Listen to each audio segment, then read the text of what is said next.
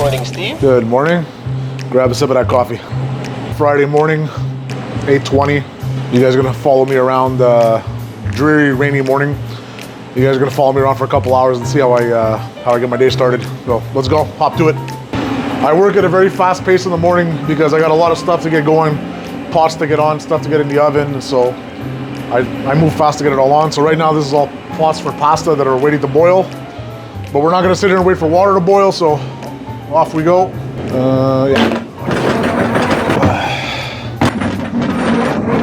Yeah, we're going in the back.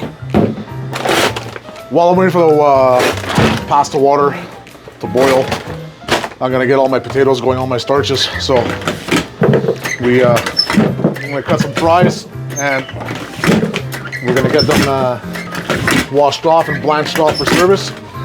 I cut onions, I peel potatoes. There's no bad work. You know, there's no bad work. We used to cut by hand, but when a takeout started getting a lot busier, then I finally bought this thing. You're gonna get a workout, I promise. I'm gonna go through about 4 of those tonight. We leave the peel on our potatoes, so I just you can spot anything that doesn't look that great, so just cut it off.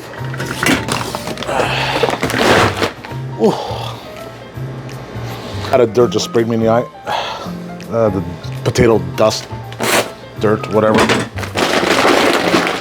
I got a bit of time here. I do. Let's go get those roast potatoes. Cream Daddy, milk, pasta left from yesterday. I'm gonna double that today. Soups, tomato sauces, demis, rosé sauces. You know, pretty much this side is all vegetables. Yeah, more potatoes. Sorry, it always fills this too much. We have a couple first communions and confirmations tomorrow afternoon, which means I'm gonna lose a lot of prep time in the morning. I'll be here like 7:30 in the morning. Guests are arriving at 12, but it's just, the whole kitchen's gotta be set up for 12 o'clock instead of for 4 o'clock. So a lot of the stuff that I would have normally saved for tomorrow, like I would have probably done a tomato sauce tomorrow, but I'm gonna force it today and do a few extra things so I have more time to get ready for like just filling fridges and getting ready for the actual service of it. We're gonna blanch them, yeah. So French fries are cooked twice. We'll do the first shot in the morning. We only have these 2 fryers and they're fairly busy. Just getting the ovens on for the next couple jobs. Water's boiling, so we're gonna get cracking. So, it's our potato dressing. Take the mic off. Don't worry, I'm not gonna talk. It's just so I don't get mustard on your mic by mistake, okay? All right, let's get that back on. Timer here. I'm making cheesecakes this morning as well, so we set up the bases yesterday. Saved me a bit of time in the morning. I just want them out of my way right now. I'll be right back. I'm just gonna put this away. And let me adjust my mat here. Okay. Rocking the Crocs. They're comfortable for me. I was doing pizza yesterday, so don't mind the flour. Me and Spiro switched it up for fun yesterday. Yeah. All right, here we go. So you guys have all seen me make my gnocchi before. Get it bagged and frozen so that we can get it to this point. If you're working with fresh pasta that's gonna cook in a minute or 2, and you're pretty much just doing pasta in a few other frying pans, I get it. It'll fly for you. But if you're working on a large menu like we do, and this much pasta, to do fresh pasta the amount I do, I would need a machine the size of half the middle over there. We just don't have the space. Like, it's another reason I get here early in the morning, because I could use all these stoves by myself. Now, we're gonna be like, by 1 o'clock, there's gonna be another 5 cooks here. You know, so if I'm taking up this much room, it gets a little crowded. We're gonna get some linguine in the pot.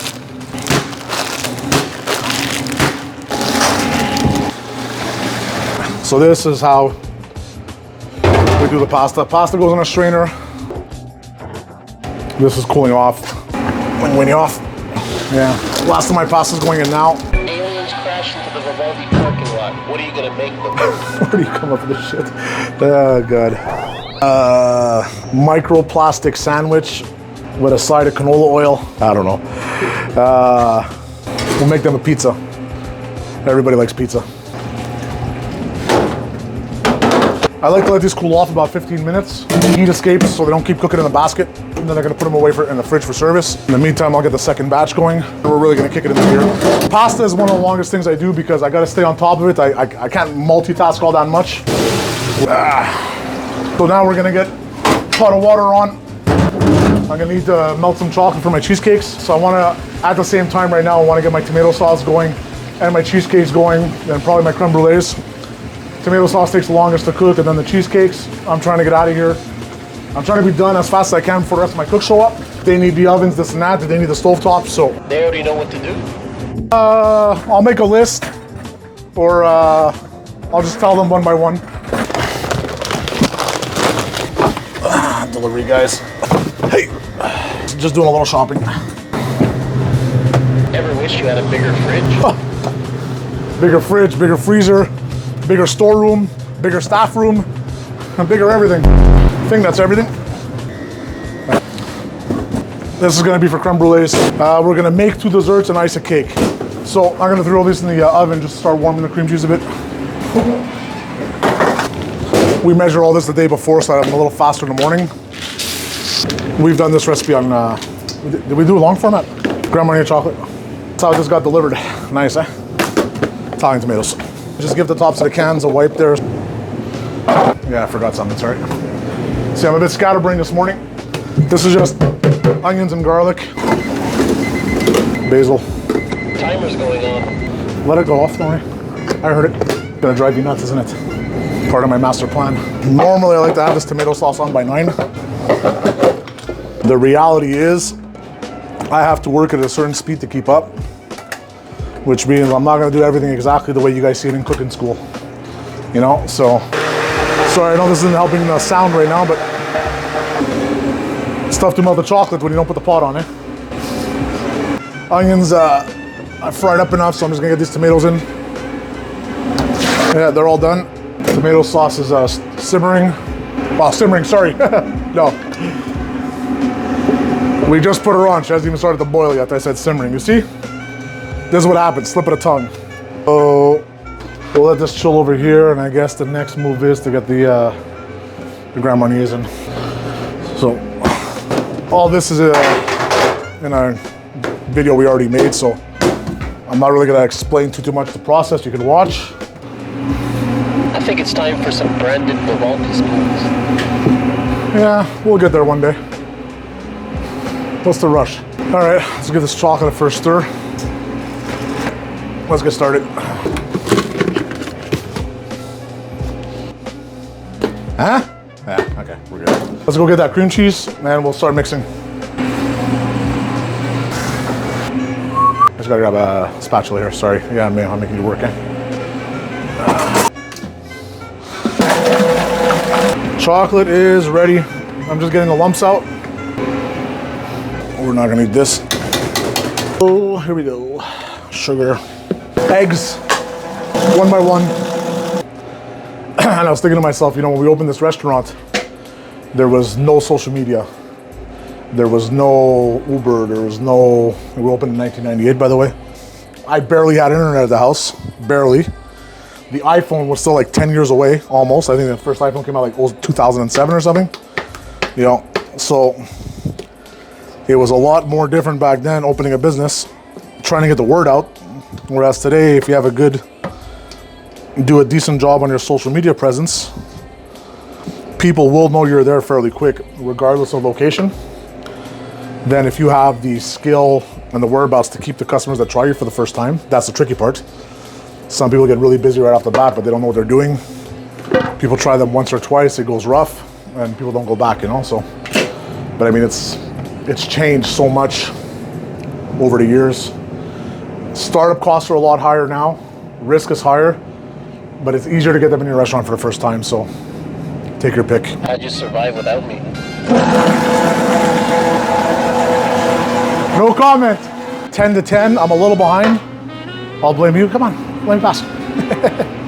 I gotta fill the bain-maries to put the cheesecakes in, so we're doing that now. Let me show you guys something. We ordered them, they're ordered, okay? Leave me alone. I think it's time to spruce up these menus. They are ordered and paid for, promise. All right, let's get these in the oven. That's brûlée and rosé time. How about that? It's all pretty fast now. Okay, so we need a timer there. A timer before I forget. Okay. Dishwasher's gonna hammer my ass later. Okay, so brûlées. We need flat pans so the ramekins don't wobble. I should have just enough here. I gotta warm the cream for the brulees. Yeah, we all recognize that Costco vanilla. Yeah, it's a whipping cream. We're gonna multitask a bit, so while we're doing the brulees, for my rosé sauce, I make a bechamel. We're gonna start warming all the dairy I use for the bechamel, so that by the time we get the brulees in the oven, this will be ready to finish off. All right, let's get this in the garbage. Got the butter in the pot for the roux to thicken the bechamel. All right, we're gonna whip up the egg yolks and the sugar for the brulees. I'm just waiting for the cream to finish heating up for the brulees, that we might cut out for a bit in case the edit looks weird, to do a bit of a YouTube live while I'm icing a cake or putting the brulees in the oven. So if it edits out, it's because we went live, and we'll come back at some point for rosé sauce or when I'm setting up my steam table. We're back from the live. Hey, what's up? We're just doing the rosé sauce, so this kind of overheated while we did the live, so now we got the butter melted. We're gonna add some flour for the roux. 1040. Yeah, so we might have a character unlock soon if he shows up and if he wants to be on camera, we'll see. All right. I always make rosé when I make tomato sauce. When that's ready, I'll fill the rest of this container with tomato sauce, stir it in, and we'll have our rosé. Get some water in these pots. Yeah. That's a lot of dishes. I normally wash a bit more as I go, but because of your presence here and the fact that the dishwasher is loud. My presence is a present. Yeah. Your presence is a present. I like that. All right. So I'm going to be filling up the steam table. Well, I'm going to prepare I'm not going to load it right away, but I'm going to prepare all the containers. So we do go through a lot of sauce here. This is going to go on the steam table tonight. Next up, meat sauce or bolognese sauce. I'm going to go for service. This is going to go in the back. Now, the one we sell the most of, OG tomato sauce. We need a lot of this for tonight. Oh, this is gone tonight. Most of this is gone tonight. But we could basically go through an entire recipe. Like that pot I got on the stove, we could pass one of those today. You know, so. You know what that is, eh? Potatoes are ready. Should be ready. Let's go check them out. We're good. We're just gonna unwrap these, stack them up, and let them chill out back here because we're working in the back.